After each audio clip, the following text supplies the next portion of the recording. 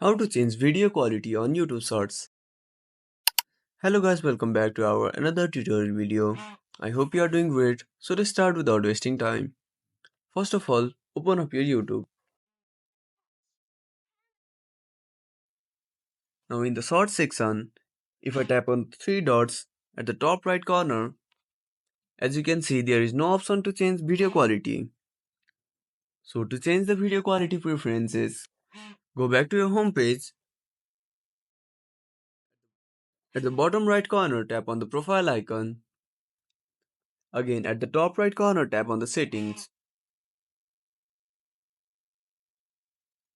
Now in the fifth option, tap on Video Quality Preferences. Now there are two options, video quality on mobile networks or video quality on Wi-Fi. You can adjust them according to your need. So by following this simple step, you can change video quality on YouTube Shorts or any other video. Thank you for watching our tutorial. I hope you liked our content.